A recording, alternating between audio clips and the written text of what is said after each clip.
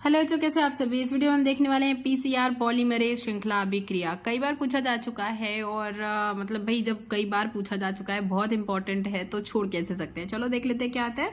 PCR का पूरा नाम होता है पॉलीमरेज चेन रिएक्शन।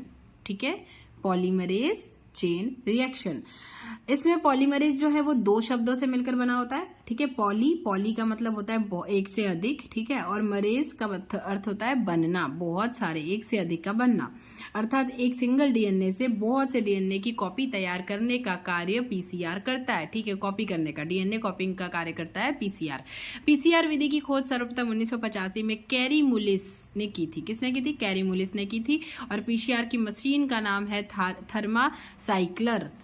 थर्मासाइक्लर। ठीक है, मतलब गर्मी से बहुत सारे उसके साइकिल बनाना, मतलब बहुत सारी कॉपियां बनाना, तो थर्मासाइक्लर का काम होता है।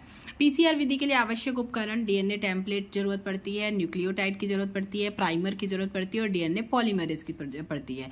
किसकी? डीएनए टेम्पलेट चाहिए, न्यूक्लियोटाइड चाहिए, प्राइमर चाहिए और डीएनए पॉलीमरेज चाहिए। अब देख लेते हैं कैसे।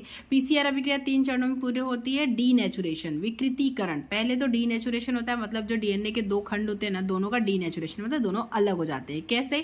94 डिग्री ताप पर गर्म करने पर डीएनए के दोनों रज्जुक, मतलब दोनों स्ट्रैंड जो होते हैं वो अलग अलग हो जाते हैं। ये एक प्रक्रिया क्या है? डीनेचुरेशन, विकृतीकरण, विकृत करना। ठीक है, तोड़ देना, तो डीनेचुरेशन।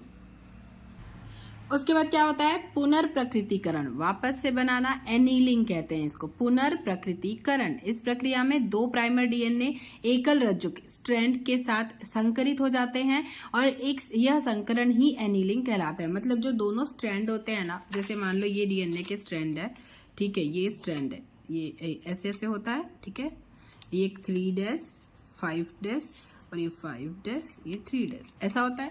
अब पहले तो क्या होता है, ये दोनों का विकृतीकरण होता है, तो ये दोनों यहाँ पे क्या होते हैं? टूट जाते हैं। ठीक है, ये दोनों रज्जु, फिर इन दोनों को भेजा जाता है इसमें बाइंड करने के लिए, तो ये दोनों बाइंड हो जाते हैं इससे अगले उसमें, मतलब पुनर्प्रकृतिकरण की क्रिया होती है, उसमें क्या होता है, ये दोनों स्ट्रैंड बन जाते हैं। ठीक है, इनका एक्सटेंशन होता है, इसमें कुछ केमिकल्स डाले जाते हैं जिससे इनका एक्सटेंशन होता है और 2 डीएनए बन जाते हैं। तो ये क्या हुआ? ये हमारा कॉपी हुआ। ठीक है, पीसीआर की मशीन में एक डीएनए से 2 डीएनए बनाया जाता है।